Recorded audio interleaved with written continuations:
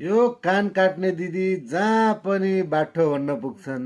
यो दिदीले ठिक्क पारेछन्। बल्ल चित्त बुझ्यो। ल सुनौँ त उहाँको काण्ड। चेलीबेटीको चरित्र हत्या गर्दै अनि इन्टरभ्यु दिन आउने ठोक्कर हानी भालु नि यो भिडियो हेर्नु।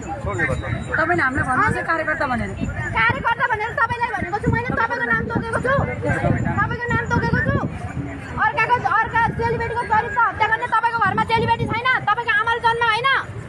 अनि हेर्नु न यहाँ भिडियो कस्तो छ हेर्नु न। भिडियो हेर्नु क्या सबैले भिडियो हेर्नु। दुनियाँ चेलीबेटीको यहाँ आइकन उ गर्ने आज बढी होइन नि। यहाँ भिडियो हेर्नु क्या। भिडियो यहाँ छ। मैले भिडियो राखेको छु। दुनियाँ ठाउँमा बुझिकन दुनियाँ उकाल्ने होइन नि। बुझ्यो कि नै? के भएको बहिनी? खास हेर्नु त कस्तो बोलेको छ। खास के भएको के हो भन्नु न। होइन मलाई थाहा छैन। यो भिडियो अरूले उठाइरहेको छ के। अर्का चेलीबेटीको चरित्र हत्या गर्दै अनि इन्टरभ्यु दिन आउने ठोक्कर हानी भालु नि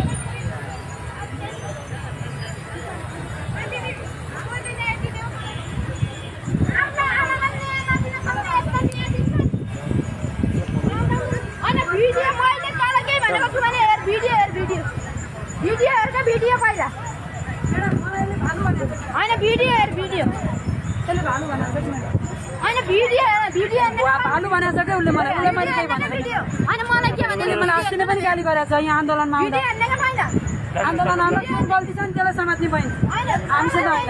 यस्तो भिडियो हामी पार्टीको कार्यकर्ता बुझ्नुभयो नि। हामीले तपाईले दुनियाँले थुक्दै हिँडेर हामीले तपाईँलाई कमेन्ट गरिदिनु एउटा किन गर्नु कमेन्ट गरेर देख्नुभयो।